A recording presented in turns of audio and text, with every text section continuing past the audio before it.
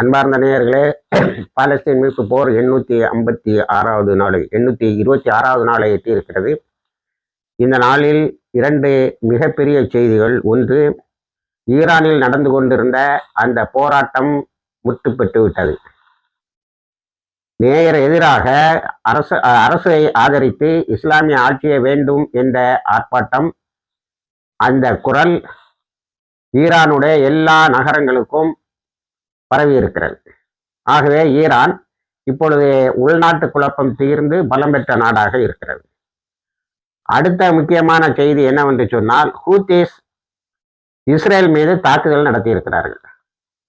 இதை middle east monitor என்ற செய்தி ஊடகம் நமக்கு சொல்லுகிறது. மிகவும் நம்பகரமான ஒரு ஊடகம். ஆனால் அதற்கு எதிர்விளைவுகள் என்ன? இஸ்ரேலில் அது இலியாட் என்ற பகுதியை தான் தாக்கியது. ஏற்கனவே இலியாட் ஒரு செத்த துறைமுகம்.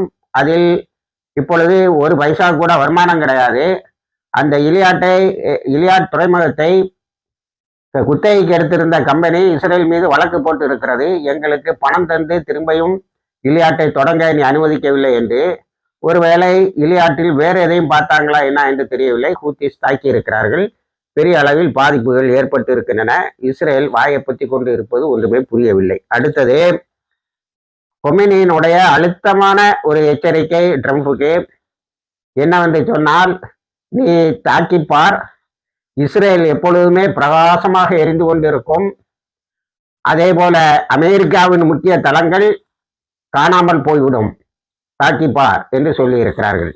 அவர்கள் பட்டினி கடந்தே போர் செய்து போராட்டம் செய்து இஸ்லாத்தை நிலைநாட்டியவர்கள். ஆகவே அவர்களிடம் உன்னுடைய பாச்சா பலிக்காது. அடுத்தது, யுத்தம் என்று நமது சோசியல் மீடியாவும் இதர மேலநாட்டு ஊடகங்களும் ஆகா ஓஹோ என்று சொல்லி கொண்டு இருப்பது வெறும் பம்மாத்து என்பதை ஒரு நீண்ட அனாலிசிஸ் வழியாக பாலஸ்தீன் கிரானிக்கிள் என்ற பத்திரிகை சொல்லியிருக்கிறது.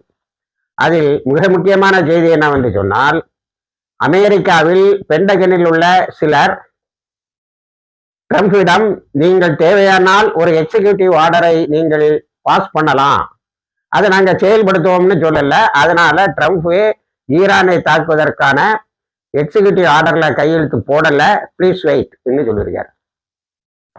நல்ல பயம் இருக்கு. நம்ம பணம் கறக்கும் பசுமாடுகள் இருக்கிற சுத்தி அரபு நாடுகள், அந்த நாடுகள் இருக்கக்கூடிய தளங்கள் அழிக்கப்பட்டு விட்டால் அமெரிக்கா அனாதை. ஆக அமெரிக்கா இப்பொழுது எதுவும் செய்ய முடியாத ஒரு நிலையில் இருக்கிறது. அடுத்தது, ட்ரம்ப் இந்த பீஸ் கவுன்சிலுக்கு அல்லது பீஸ் கமிட்டிக்கு ஒரு புஷ் கொடுத்துருக்கார்.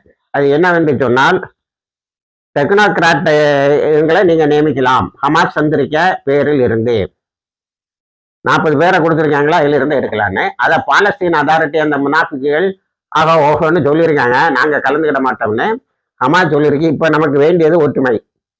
காசால இருந்து இஸ்ரேலை முற்றாக நாம் வெளியேற்ற வேண்டும். ஆகவே இப்பொழுது நீங்கள் எந்த சலனத்தையும் பண்ணாதீர்கள் என்று சொல்லி இருக்கிறார்கள். நல்ல உபதேசம். முனாஃபிகள் எடுப்பானா என்னான்னு தெரியல. அடுத்தால ஒரு அண்டர் கிரவுண்ட்ல ஒரு பெரிய வேலை ரொம்ப வருஷமா நடந்துட்டு இருந்திருக்கு. அதை இப்போ ஒரு செய்தியில சொல்றாங்க.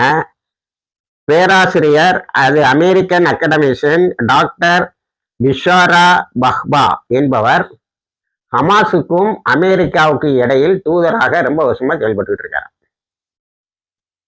அவர் ஹமாஸுடைய நிலைப்பாடுகளை உடனே பிரசிடென்ட் ட்ரம்பா இருந்தா ட்ரம்ப் மற்றவங்கள்ட்ட சொல்லி, இப்ப ட்ரம்ப்கிட்ட ரொம்ப க்ளோஸா எடுத்து சொல்லி, அதுலதான் அந்த அலெக்சாண்டர்ங்கிற அமெரிக்க யூத சிட்டிசனை வெளியிட்டது ஹாஸ்டேஜஸ்ல இருந்து.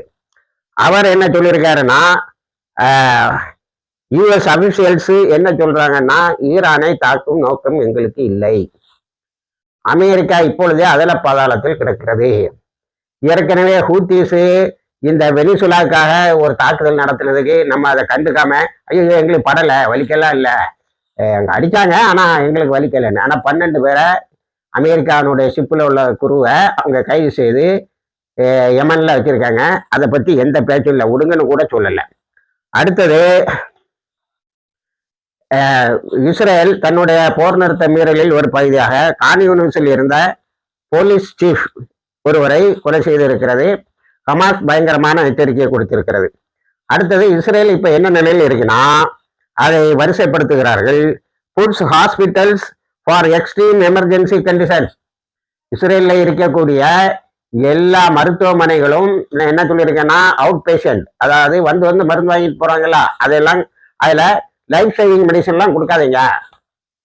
அடுத்தது எக்ஸ்ட்ரீம் எமர்ஜென்சி கேசஸ் வரும், ரொம்ப பயங்கரமான எமர்ஜென்சி கேஸ் வரும், அதுக்காக நீங்க தயாராகுங்க. அடுத்தது இப்படி ஒரு வார்த்தையை அங்க பயன்படுத்துறாங்க, all elective surgeries must be avoided. அதாவது எனக்கு சும்மா காலில் ஒரு வலி, ஒரு இது முளைச்சிட்டு அதை நீக்குங்கோ, அல்லது அந்த ஃபேஸு கொஞ்சம் அழகா இல்லாம இருக்க சரி பண்ணுங்கலாம் ஆப்ரேஷனுக்கு வராங்க பாருங்க, அந்த ஆப்ரேஷன் எதுவும் செய்யாதீங்க, எல்லாத்தையும் சேர்த்து வைங்க எமர்ஜென்சிக்குன்னு. இதெல்லாம் படிக்கும்போது என்ன தோணுன்னா, காசாவில் இருக்கின்ற மருந்துகள் குறைவை விட இஸ்ரேலில் மெடிக்கல் ஷார்டேஜ், அதாவது மருந்து குறைகள் இருக்கின்றன, மருந்துகள் போதுமான அளவுக்கு இல்லைன்னு. அடுத்தது vital only vital activities can be carried out. ரொம்ப முக்கியமா ஆப்ரேஷன் பண்ணலன்னா செத்து போயிடுவான், அப்படி உள்ள ஆப்ரேஷன்ஸை மட்டும் பண்ணுங்க, அதுக்கு பேர் வைட்டல் ஆக்டிவிட்டி என்று சொல்லி இருக்கிறார்கள். அடுத்தது relocate essential hospital operations to under ground facilities. அதாவது இஸ்ரேல் இவ்வளவு ஏற்பாடு பண்ணதுன்னா ஒரு அடி நமக்கு நிச்சயமா இருக்குன்னு, அதை நேற்று காணொலியில நான் சொன்னேன் உங்களுக்கு. ஈரான் அல்லது ஈரானுடைய ப்ராக்சிஸ், அதை நம்பர் போட்டே சொன்னேன். ப்ராக்சிஸ்னா ஹூத்திஸு சிரியாவில் இருக்குது, ஈராக்கில் இருக்குது, ஹிஸ்புல்லா, இவங்களும் தாக்குறதுக்கு வாய்ப்பு இருக்குன்னு ஹூத்திஸ் ஆரம்பிச்சுட்டாங்க. அதை வேற யாருமே ரிப்போர்ட் பண்ணலை. அது வேற எனக்கு ஒன்று யார் ரிப்போர்ட் பண்ணலைன்னு தெரியல. ஒன்று இந்த செய்தி மிடில் ஈஸ்ட் மானிட்டர் அவ்வளவு சாதாரணமாக செய்தியை போடக்கூடிய ஒரு பத்திரிகை அல்ல. அடுத்தது டிஸ்சார்ஜ் பேஷன்ஸ் ஹீலிங் இமீடியட்லி, அதாவது குணமடைஞ்சிட்டு நல்ல குணமாகி போறோன்னு சொல்லலாம், அவனை இப்போவே வீட்டுக்கு போயா அப்பப்போ வந்து பார்த்துக்கோ அப்படின்னு அனுப்பி விடுவா. அடுத்தது to facilitate emergency service. Emergency இவங்களெல்லாம் எதுக்கு நீங்க வெளியில சொல்லணும்னா, எமர்ஜென்சியா, அதாவது அவசர பிரிச்சு அடிபட்டு வருவான், இப்போ ஈரான் தாக்கினவொன்னே அதுக்காக அந்த பெட்டெல்லாம் தொடச்சி வைங்கன்றிருக்கான். ஏன் இந்த அளவுக்கு இஸ்ரேல் பயப்படணும், ஏன் இந்த அளவுக்கு மருந்துகளை தன்னுடைய குடிமக்களுக்கே கிடைக்காமல் பார்க்க வேண்டும் என்பதெல்லாம் மிகப்பெரிய ஆச்சரியமான ஒரு விஷயம். அடுத்தது ஆஸ்பத்திரியே அண்டர் கிரவுண்டுக்கு போகுதுன்னா மக்கள் எல்லாம் எந்த கிரவுண்டுக்கு போவாங்க, கபரஸ்தானத்துக்கு தான் போகணும். ஆக இஸ்ரேலுடைய தயாரிப்புகளை பார்க்கும்போது இதை 2-3 சேனல்கள் போட்டுட்டு இஸ்ரேலுடைய தயாரிப்புகளை பார்க்கும்போது அது பெரிய அடி வாங்குவதற்கு தயாராகி விட்டது. அதான் கொமேனி அப்பா அழகா சொல்லியிருக்காரு, இஸ்ரேல்ல எப்பவுமே விளக்கெறிஞ்சிட்டு இருக்கும், விழுந்து கொண்டு இருக்கும் இஸ்ரேல், உன்னுடைய தளங்கள் காணாமல் போகும் என்று. இப்படி முடிவா துணிஞ்சா ஒரு பயலும் கிட்ட நிற்க முடியாது. அடுத்தது ஒரு நல்ல செய்தி என்னவென்று சொன்னால், இந்த டெக்னோகிராட் கமிட்டி உடனேயே காசாவில் கன்ஸ்ட்ரக்ஷனை ஆரம்பிக்குமா, ரீகன்ஸ்ட்ரக்ஷன், எல்லா கட்டடங்களையும் திரும்ப கட்ட தொடங்குவார்கள். அதற்கான ரொம்ப முக்கியம், அதற்கான ஃபண்ட் ரைஸ்ட். இதுல ஒண்ணு இந்த அரபு நாடுகளை கொஞ்சம் நம்ம பாராட்ட வேண்டியது இருக்கு, நிறைய பணம் கொடுத்துருக்காங்க ரீகன்ஸ்ட்ரக்ஷனுக்கு. அதனால அந்த பணத்தை ட்ரம்ப் ஒழுங்கினது போக மீதியை அங்க செலவழித்தாலே காசாவை திரும்பியும் கட்டி எழுப்பி விடுவார்கள் என்பது தெரிகிறது. அது உடனேயே பிளான் பண்ணணும், டெக்னோகிராட் கமிட்டி பிளான் பண்ணணும். இந்த மாச கடைசியில் டெக்னோகிராட் கமிட்டி இதுவரைக்கும் என்ன செய்திருக்கிறது என்பதை அது சொல்ல வேண்டும். 15 நாடுகள்ல ஒன்று யூகேயும் இருக்கு, கொஞ்சம் விஷமமான ஒரு நாடு தான், ஆனா யூகேயும் அதில் இடம்பெற்று இருக்கிறது என்பது தவிர்க்க முடியாத ஒன்றாக இருக்கிறது. ஹமாஸ் அவங்க தலைமையில இருக்கக்கூடாதுன்னு சொல்லியிருக்காங்களே தவிர அவங்க மெம்பரா இருக்கக்கூடாதுன்னு சொல்லல. அடுத்தது ரொம்ப முக்கியமான செய்தி என்னன்னா, ஜப்பான்ல உள்ள வெளிவிவகாரத்துறை அமைச்சர் இஸ்ரேலுக்கு வந்திருக்கார். நெதன்யாஹூ அவருடைய அதே போல அங்க உள்ள வெளிவிவகாரத்துறை அமைச்சர் அந்த ஸ்டார்ங்கிற எல்லாரையும் கூப்பிட்டு, இங்க பாருங்க, சீஸ்ஃபயர் வயலேஷனை, போர் நிறுத்த ஒப்பந்தத்தை மீறி நித்தமும் காசால மக்களை கொல்றதை நிறுத்துவோம். அடுத்தது தனி பாலஸ்தீனம் அமைவதற்கான வழியை தடுக்காதீர்கள், அதில் குறிப்பாக மேக்கரையை நீங்கள் கையகப்படுத்துவது தவறு, இட் இஸ் அகென்ஸ்ட் இன்டர்நேஷனல் லா. அதோட ஒன்று சொல்லியிருக்காரு, நீங்க இப்படி தொடர்ந்து இன்டர்நேஷனல் லா எல்லாம் தூக்கி போட்டுக்கிட்டு இங்க ஒரு நாடா இருக்க முடியாதுங்கிறது. எனக்கு ஆச்சரியமா இருக்கு அவருடைய சொற்கள். அடுத்தது இவங்க ஒரு அடுத்தால அவர் இந்த சிஎம்சிசி இருக்கு பாருங்க, சிவில் மிலிட்டரி கோஆபரேஷன், அவங்க தான் இப்ப காசாவுக்குள்ள உணவுப் பொருட்களை அரேஞ்ச் பண்ணி கொடுத்துட்டு இருக்கிறாங்க. அவங்கள போய் சந்திச்சிருக்காங்க. காசால இன்னும் மால் நியூட்ரிஷனு உணவு கிடைக்கல, டென்ட் எல்லாம் கீழே கிடக்குன்னு செய்தி வருது, என்ன கவனிக்கிறீங்களா அப்படின்னு கேட்டுக்கிட்டு அவங்களோட ரொம்ப நேரம் பேசியிருக்காரு. நம்ம இதுல உறுதியா இருக்கணும். சர்வதேச அளவில் இப்படி ஒரு கூட்டுப்படுகொலை பார்த்து கொண்டு சும்மா இருந்தோம்னு சொல்லக்கூடாது என்று சொல்லியிருக்காரு. அடுத்தால மிக முக்கியமான செய்தி என்னன்னா, ஜப்பானுடைய ஹோட்டல்ல எந்த இஸ்ரேலிய இராணுவத்தினரோ இஸ்ரேலிய டூரிஸ்டோ போனா தங்க விடுறது இல்லை.